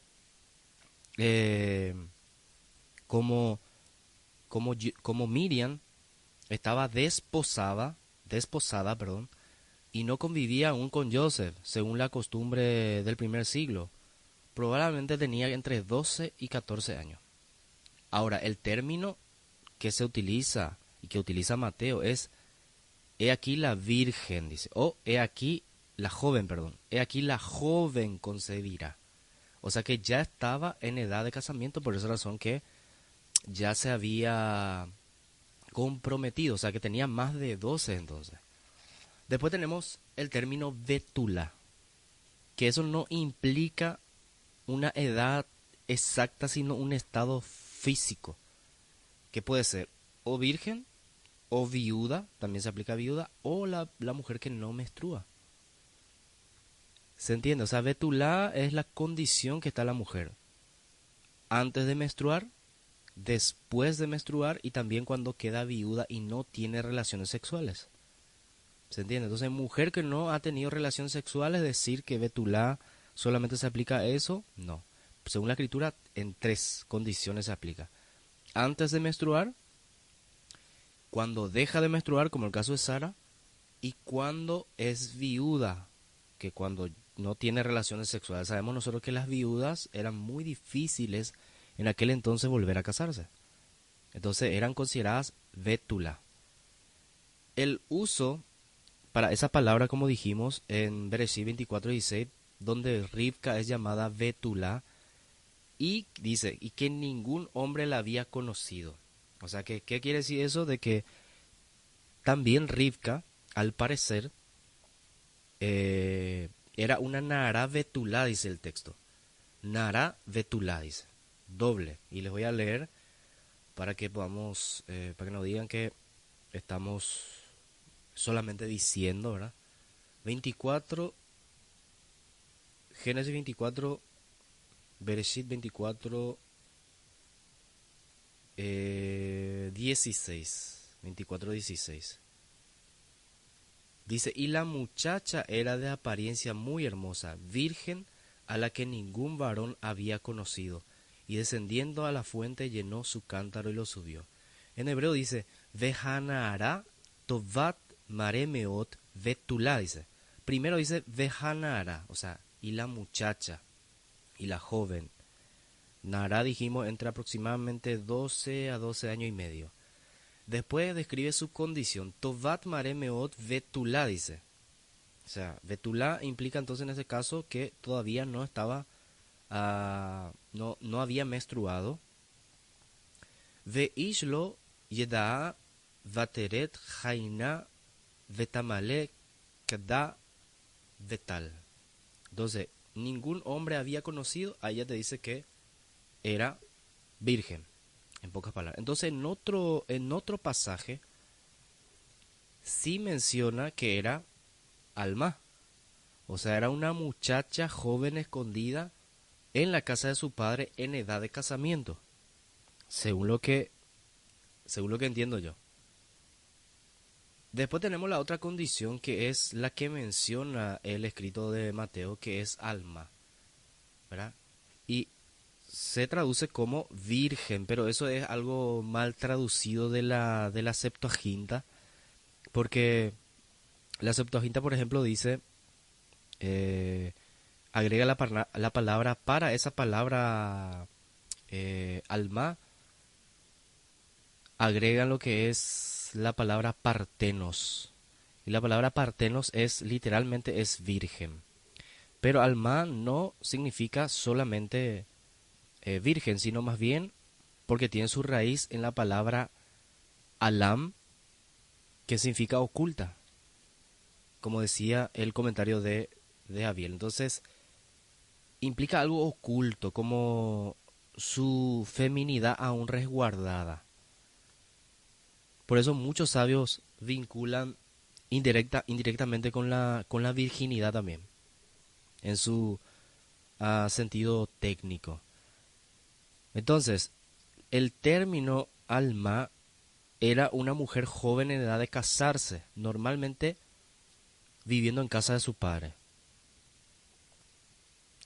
Entonces, la palabra que se utiliza allí es alma.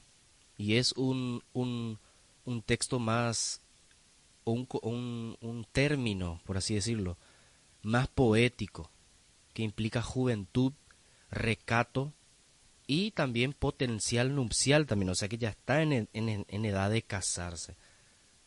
Y como decimos, el texto dice que era alma, entre 12 y 16 años según la cultura y la tradición de Israel y del segundo templo.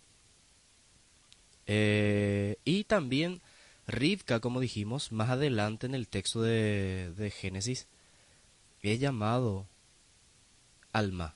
Alma y Betula, de dos formas. Génesis, Bereshit 24, 43. 24, lo voy a leer también. 24, 43.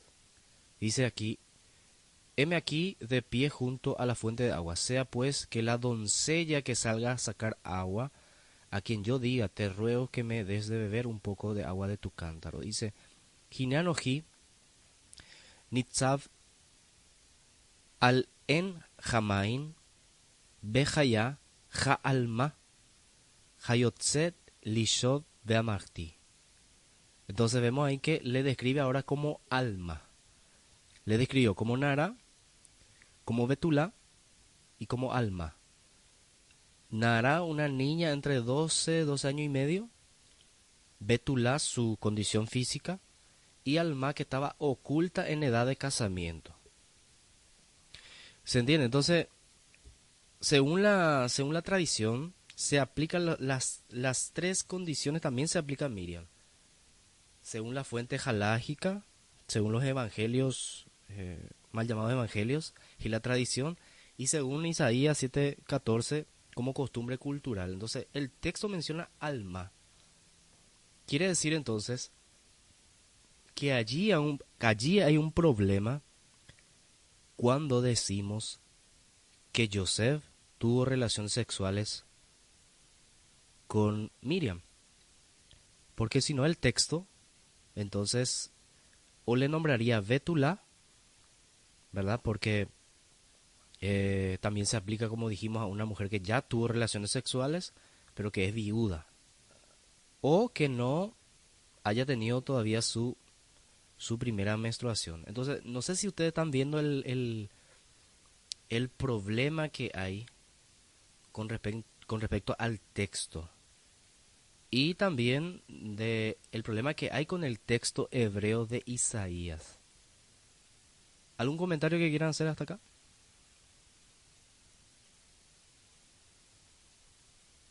Adelante, pueden abrir sus micrófonos los que quieran hacer un comentario o alguna pregunta. No, que por lo que puedo comentar, que si hablamos de Rebeca también era estéril al principio, no podía concebir. Pero bueno, qué raro que todo se relacione con eso. Pero bueno, hay comentario nomás, un modo de comentario.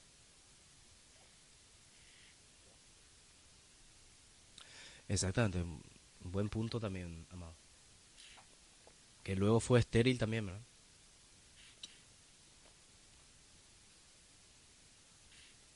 Ahora la esterilidad, por ejemplo, según la medicina actual, no es que la mujer no ovule la esterilidad, sino más bien ovula, pero no el óvulo no sirve para fecundar. Es como la gallina que pone huevos y el huevo no es fértil. Eso es lo que yo entiendo según también la medicina, ¿verdad? Eh, una cosa es que cuando la mujer no menstrua, siendo ya mayor de ponerle 18 para arriba y nunca menstruó, ahí por ejemplo ya es un problema netamente hormonal, ¿verdad? Y claro, ahí sería un gran milagro, ¿verdad? Pero en el caso de la esterilidad, por ejemplo, es algo que la mujer sí ovula, pero que no puede, no sirve el óvulo de la mujer. Adelante, Johanan. Estoy escuchando, estoy analizando qué es. Ok, como vi Así tu como, mano levantada, por eso te... no, Ok, entró nomás de mí. ok. Bueno, entonces, el texto, como dijimos,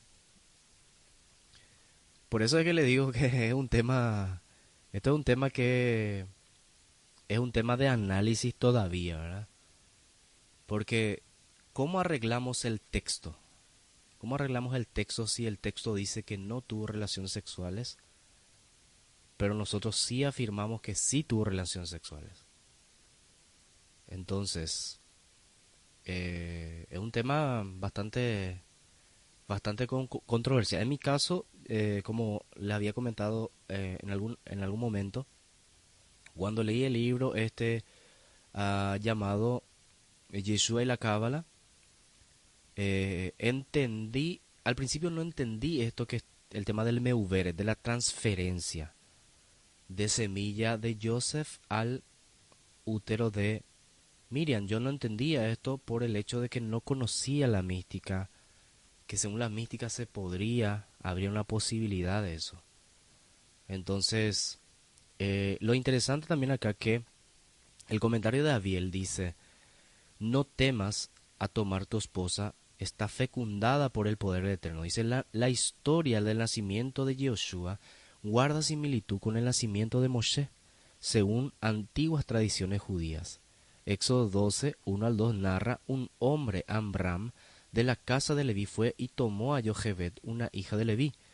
La mujer concibió y dio a luz un hijo, dice Moshe, y lo escondió por 3 meses, debido a que Aarón y Miriam nacieron antes de Moshe. Y acá el texto: el Talmud de Babilonia, Baba Batra 120, y el Midrash Shemot Rabbah 1.19 interpretan como tomó, como volvió a tomar, implicando que ya había estado casados y con hijos, pero antes de nacer Moshe se habían divorciado, según Sotá 11b y 13a y Shemot Rabbah sobre Éxodo 1.15 y 2.2, cuando el faraón decretó la muerte de los varones hebreos que nacieran. Amram se divorció de Jochebed para evitar la muerte de un futuro varón, pero cuando Miriam profetizó el nacimiento del Salvador de Israel, que está escrito en Megilá 14a, lo convenció de volver a casar con Jochebed. Según esta tradición es que en Yomá 74b se interpreta la aflicción de los israelitas en Egipto como la abstinencia de intimidad marital, tradición que también figura en el pseudo Filón, Antigüedades bíblicas de Filón de Alejandría, datado del siglo I en la era común. También en la Pesikta Gabatí, el Seder Eliyahu Rabbah y la Mejiltá de Rabbi Shimon. A ver, alguien más quiso entrar. Voy a fijar acá. Moshe nuevamente. Dice así: según la tradición de Shemot Rabbah, Jochebed ya estaba embarazada de 3 meses cuando Amram se divorció de ella. Pero si ese fuese el caso, ¿qué sentido tendría el divorcio cuyo fin era evitar el nacimiento de un varón? La tradición en Sotá 12a registra un escenario diferente. Jochebed pudo esconder a Moshe durante 3 meses, porque estaba embarazada de 3 meses cuando Amram volvió a tomarla como esposa. Los egipcios pensaron que ella daría a luz 9 meses después de su nuevo matrimonio, y por ello Jochebed pudo evitar la vigilancia egipcia durante 3 meses. Como es notorio, hay una contradicción entre ambas tradiciones. En una, Jochebed tenía 3 meses de embarazo antes del divorcio, y en otra 3 meses de embarazo cuando volvió a casarse. Para armonizar ambas tradiciones se podría decir que Amram se divorció sin saber del embarazo de 3 meses, e inmediatamente tras su hija Miriam profetizar, él volvió a casarse.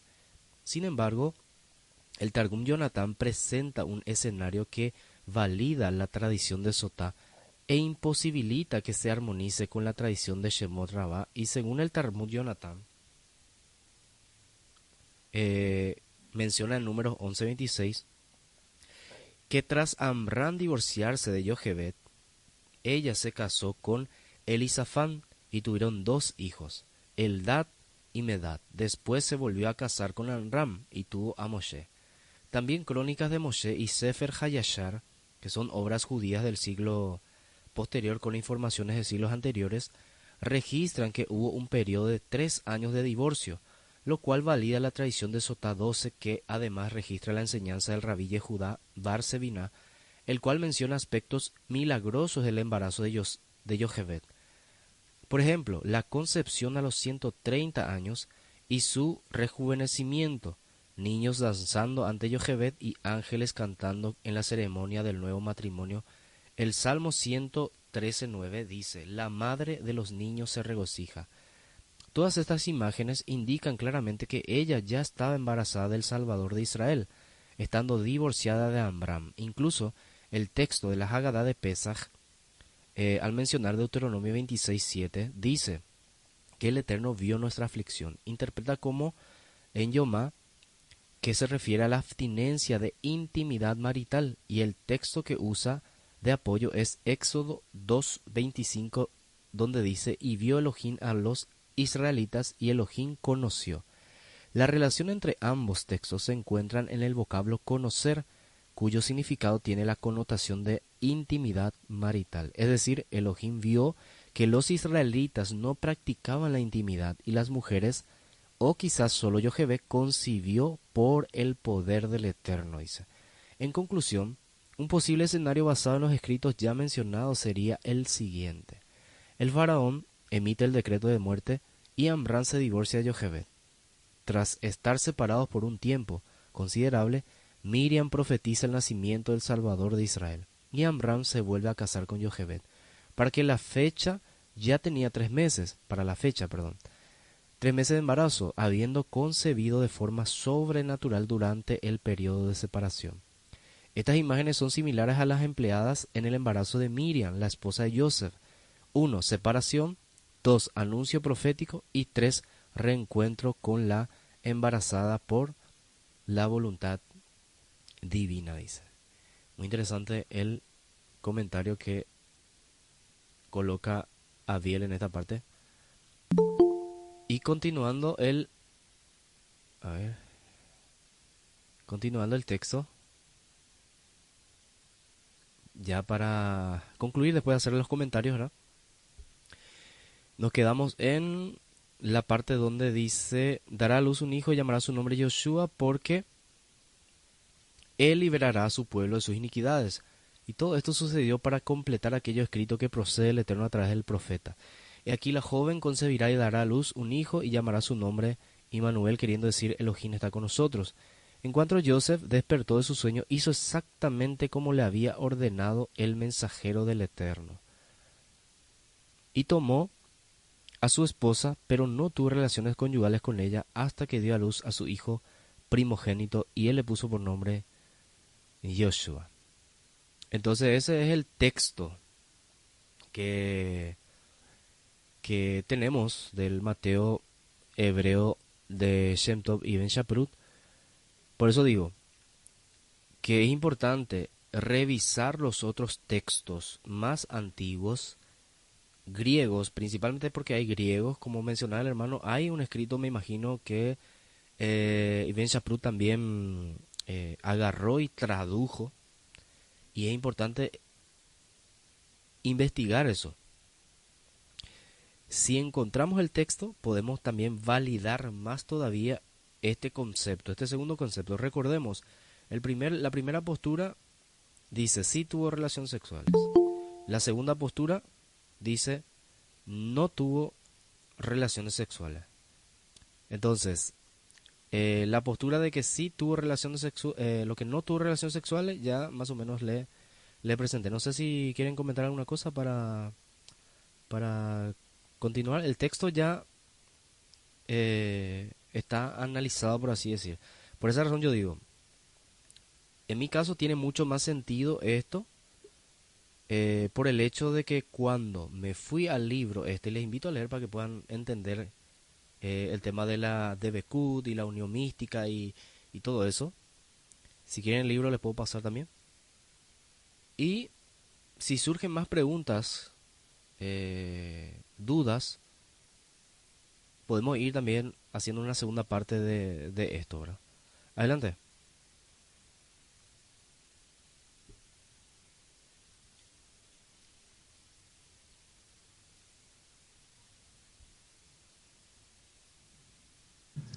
¿No hay pregunta?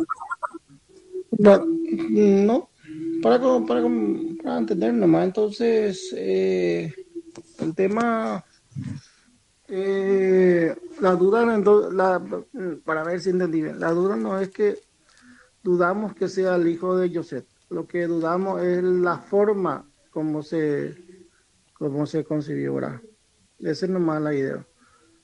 Y bueno, Claro, eh, exactamente. recuerdo- Realmente no es una duda, ¿verdad? Con respecto a eso, sino más bien porque esto es lo que utilizan los antimisioneros para poder decirnos que Yeshua fue hijo de adulterio. Y nosotros no tenemos cómo demostrar. Si no es de esta manera, con esta explicación, yo no veo otra forma de demostrar de que Yeshua es hijo de José. Porque el texto que ellos utilizan en contra de nosotros es este texto. Claro, en la versión más común, obviamente, ¿verdad? La versión cristiana que ellos utilizan. Pero la duda no es si correcto. es hijo de José, porque claramente dice, Meuberet me ruach hakodesh. fue transferido en la semilla de Joseph en el útero de Miriam. Y ese fue el milagro porque el texto decía Alma, mujer joven virgen oculta en la casa de su padre.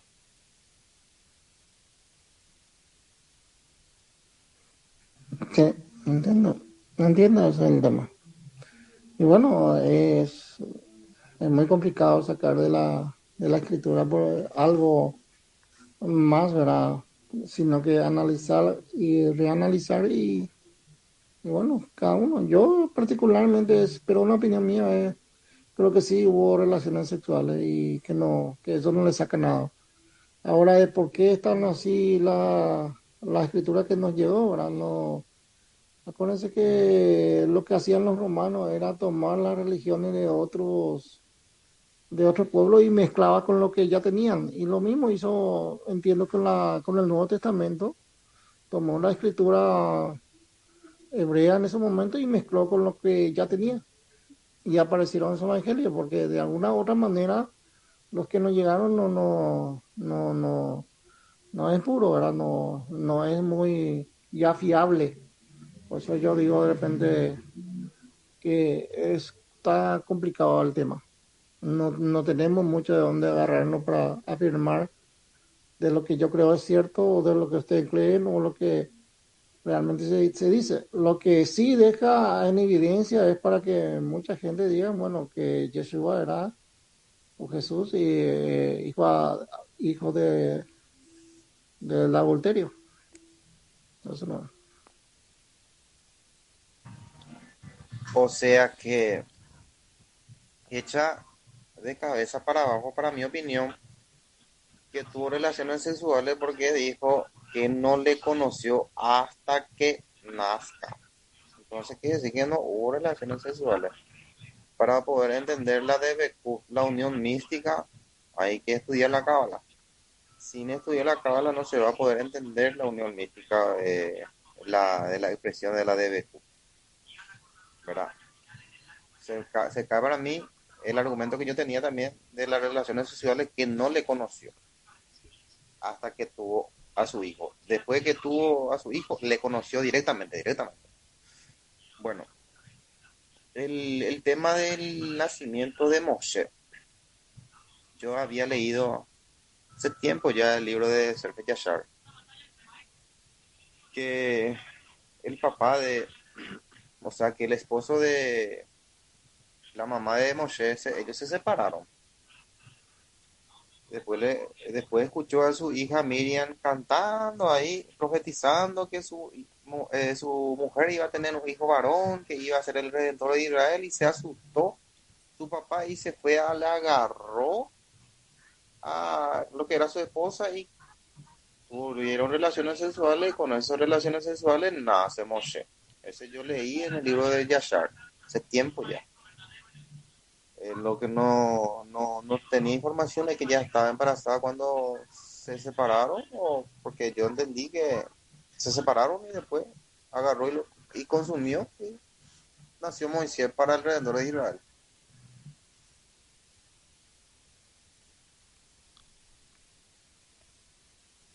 Excelente, entonces afirmás lo que dice Abiel en su comentario sobre el libro de Yashar entonces. Sí, no, lo que no entendí bien en tu explicación es que yo leí, no sé si estoy bien, yo leí que ellos estaban separados, pero de repente escuchó la profecía, o sea, que su hija cantando que su mamá iba a tener un hijo varón, que iba a poner su nombre así, y que iba a ser el redentor de Israel, y que su papá se asustó y se fue y agarró a su esposa y tuvieron relaciones sexuales y nació Moisés ahí. Eso es lo que yo, así más o menos yo leí, no sé si estoy mezclando nomás o está como vos dijiste luego. No, el comentario que hizo Abiel tiene también él su postura con respecto a eso, ¿verdad? Si el libro de Yashar dice eso, hay otros escritos que tipo dicen, ¿verdad? Que no hubo relación sexual, que fue por el poder del Eterno. Eso es lo que más o menos también se cuenta. Shem, alzaste la mano hace rato, ¿puedes abrir tu micrófono, por favor, y hablar? Salón de vuelta. Para mí fue un punto muy interesante cuando se ataca lo que es cómo fue la concepción para la concepción de Yeshua. Y desde cuándo se cuestionó lo que llama milagro, ¿verdad? ¿Es el único milagro que da a entender en la escritura o otros milagros ya sucedieron? Por ejemplo, lo que se llegó a mencionar. Solamente que la diferencia viene, en mi parecer, ¿verdad? Que no aceptan y no están de acuerdo porque para el judaísmo del segundo templo tenía que cumplir el Mesías que ellos querían, tenía que cumplir con el papel que ellos supuestamente exigía y tenía que ser así. Entonces, ahí empieza a cuestionar. Yo creo que el cristianismo ni llegó a cuestionar de cómo fue el nacimiento de Yeshua. Tal vez por el poco conocimiento, o estaban muy familiarizados con lo que era la Trinidad, Trinitario y eso, ¿verdad? Entonces, yo creo que más bien nació este tema de cuestionar el nacimiento de Yeshua de lo que es el judaísmo en sí, del segundo templo. Y los otros puntos, ellos no cuestionan porque no era el papel de Mesías, según en su parecer, y también en ese tiempo todavía no estaba corrompido lo que era eh, el templo, ¿verdad? La orden del sacerdocio. Entonces, ahí ese rato para mí fue muy importante que resaltaste lo que es el nacimiento, o sea, la concepción de Isaac, ¿verdad? La concepción de Moshe también hay de por medio, que da a entender por la historia que fue el último hijo en nacer, como Ajá. un, como un, como un milagro, el nacimiento de Isaac como un milagro, el nacimiento de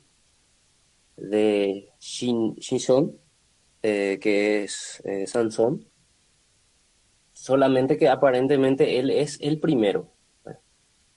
El Ajá. nacimiento de Johanán, Juan el Bautista, ninguno de ellos es cuestionado según la historia se mira. Ajá. Pero cuando viene Yeshua, todo es cuestionado. Pero ¿por quiénes? Por el judaísmo en sí. Sí. Entonces, ese es el punto como hay que analizarlo antes, tener conocimiento de lo que había pasado anteriormente y después, entonces ya tenemos un panorama más amplio de lo que ya había sucedido anteriormente y cuando sucede lo de Yeshua, qué es lo que les falta para entender. Y ese es el punto, ¿verdad? Que es importante complementar con más escritos, más informaciones, que por todas las costas, en mi parecer, el judaísmo del segundo templo es el que va a buscar desacreditar cómo fue el nacimiento de Yeshua. Incluso de tildarlo, ¿verdad? Como un tipo de, de adulterio. Pero si fuese, bueno, la parte de Joseph que se quiere divorciar, si tuvo intimidad con Miriam, ¿por qué se querría divorciar si es que si hay esa posibilidad de que se pueda embarazar y este era un hombre irresponsable? Entonces, que como hoy en día que el hombre huye cuando la mujer se queda embarazada, a eso alude, querer divorciarse. Entonces, no me tiene mucho sentido, o todo el texto está contradecido, o la parte de la forma que fue concebido Yeshua es lo que no se entiende bien, entonces por eso viene a ser cuestionado. Y bueno, ese es el punto que quería traer en plano. Interesante, gracias por el comentario. Y bueno, creo que Moshe, si por ahí tenés algún comentario así para cerrar esta partecita, la sesión. Shalom, primeramente una disculpa, no que estaba fallando mi internet y por eso me salía de la reunión. No, pues sí, bastante interesante lo que menciona Abdiel, ¿verdad? El Rafael Abdiel en los escritos. Y muy interesante también eso acerca de la concepción de Moshe, ¿no? No, la verdad no tenía idea. Voy a tener que hacerle una leída del libro de Hacer. Y pues muy congruentes cada uno de los comentarios, ¿no? Y pues muy interesante esta sesión. Bam, Señor, sí, te escucho. lo que dijo el hermano Shem, Ajá, ¿quién lo que cuestionó el nacimiento de Yeshua? sí, Hablamos mal y otra vez del judaísmo. En partecita nomás se le llamó el hijo del adulterio. Porque si el judaísmo en síntesis le llamase el hijo del adulterio, no le iban ellos a dejar entrar en el templo a abrir, a leer el rollo de la Torá. Quiere decir que algunas partes marginadas de ellos nomás le atacaban con esa cuestión de el hijo del adulterio. No todos, algunos. decís que Quería puede aclarar ser eso. posterior eso, amado. Posterior por el hecho de que se escribió los escritos con respecto a su nacimiento y todo eso. Exactamente, puede ser Claro, porque ya son posteriores, sí, es no verdad. anteriores. Es verdad, ¿sabes por Sí, qué? pues, Porque la Torah dice, ningún manser entrará en la congregación, dice, el de los primogénitos, dice. Y un manser es hijo de adulterio. Entonces no tiene, es, es verdad, no tiene sentido que haya entrado a la sinagoga, entonces si es que ya se tenía en ese momento ese pensamiento. Creo que y eso por causa del cristianismo, creo que el judaísmo después escribió ese tema de hijo de pantera, hijo de adulterio, todo eso. es exactamente, y eso es muy importante de aclarar. ¿Por qué miramos más ya otra vez al judaísmo? Siento que algunas partes nomás. Porque si fuese en realidad el hijo del adulterio, el hijo de un romano, le iban a apedrear entrando ahí. No Sí, iba a entrar. Quiere decir que ahí lo que hay, una adulteración. En eso podemos confirmar. ok, interesante. ¿Puedo, puedo acotar algo? Sí, adelante, vamos, sí. Sí, la cosa es lo siguiente, ahí hay algo. En realidad, Yeshua era el primogénito de José, o José ya tenía otro hijo, porque no sé si escuché que era viudo, ¿verdad? De repente. Pero hay un pasaje que llama mucho la atención en donde Yeshua le cura al ciego con su saliva. O sea, pone en el barro, pone por su ojo y se cura. Ajá, Y cuando se va a declarar el ciego, le pregunta varias veces, ¿cómo te curó? ¿Cómo te curó? Pero ya se lo dije, ¿cómo te curó? Ellos no querían saber quién le curó, qué pasó, pero cómo, porque no podían creer que con la saliva, porque dicen que había un dicho que la saliva del primogénito cura. sí, Y ahí demostraba que Yeshua era hijo de José y no era bastardo. claro, sí, ¿Verdad? exactamente. Muy Entonces, buen por punto ese también, dicho, mano. por eso ellos enfatizaban mucho de cómo te curó. No, no puede ser. Muy Pero que buen era un punto. mensaje para ellos, porque en el judaísmo del primer tiempo, y bueno, estaba el dicho que ellos sí creían en que la salida del primogénito curaba. Para comentar nomás. Muy buen punto, amado. Y yo había leído no sé dónde eso. Pero, sí, sí, en el libro justamente Yeshua y la Cábala menciona justamente sobre la saliva, que también es una práctica conocida de la comunidad de Qumran, porque todos ellos eran terapeutos, dice, y que Yeshua también era un terapeuta, dice el texto, ¿verdad? Muy buen punto. Pero el término primogénito también, ahí también bueno, según lo que yo entiendo, Jesús sí fue primogénito de Joseph, pero no fue la primera semilla. Eh, pero sí fue primogénito por el hecho de que primogénito se considera aquel que abre la matriz de la madre, según la Torá. porque dice, me consagrarás todo primogénito varón que abra matriz. Entonces, ahí primogénito para la doble porción se refiere a la mujer, que primogénito de la mujer sería. No en el caso de primogénito del varón, porque en el caso del primogénito de varón sería el llamado Bejor, que es la primera semilla. Pero en este caso podríamos llamar el principal, que es Reshit, que es el principal. O sea que el principal por el hecho de que eh, abrió matriz de su madre, por eso fue primogénito, ¿verdad? Y eso se aplica también en los hijos de Jacob, por ejemplo. Y Rubén, de hecho que fue primogénito de la doble porción por el hecho de que abrió la matriz de su madre. Pero perdió la doble porción, pero no perdió la primogenitura en herencia. Porque en Crónicas aparece otra vez él como primogénito para herencia. Pero no aparece como primogénito para doble porción. Ahí se le da a Joseph esa, ¿cómo se dice? Ese honor. Por el No hecho de comparte que, con Judá. ¿cómo? Pregunto, ¿no comparte con Judá, Joseph o algo así? Si la bendición, la doble porción, ¿me decís? No, no comparte con Judá. Joseph y Judá no comparte. O directamente a Joseph nomás, Eh, no. Hasta donde yo sé, solamente Joseph. Pero puede ser. No, no investigué todavía sobre eso. Pero, por qué razón decís eso, Amado?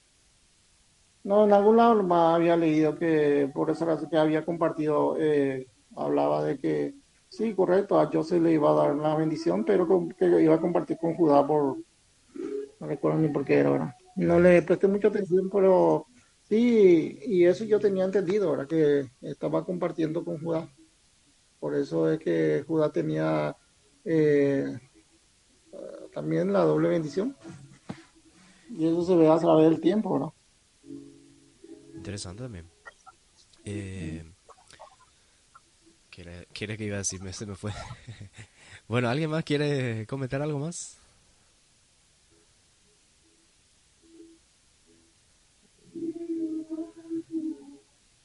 Bueno, Amado, entonces, capaz hagamos una segunda parte de esto. eh, de las dudas o preguntas que surjan más después de eso, ¿verdad?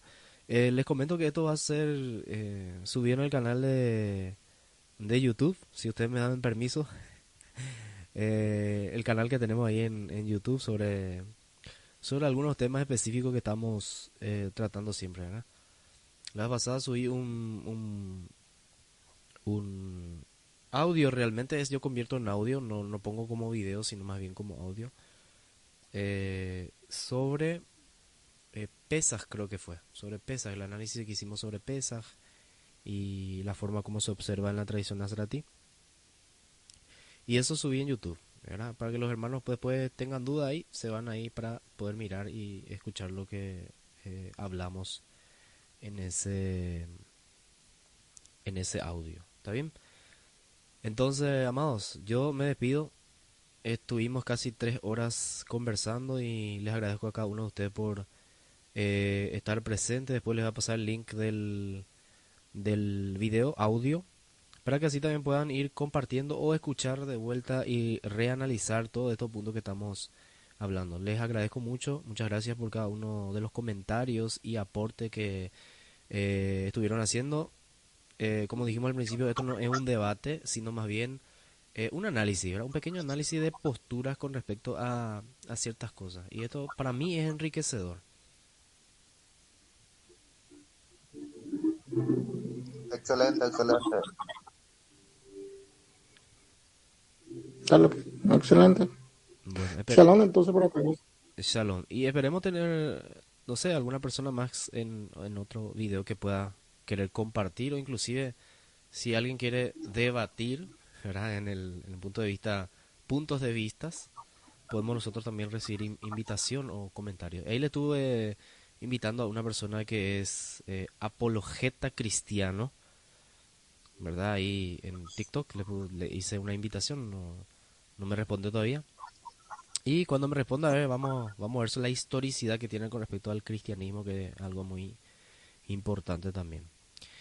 Bueno, Moshe, eh, Shem, ¿alguna cosa que quieran decir ustedes para concluir nuestra enseñanza de hoy? ¿O el shiur de hoy? No, no, todo bien. Dale otra repasada ya cuando lo subas al canal de YouTube. Ok, excelente, gracias Moshe. Shem,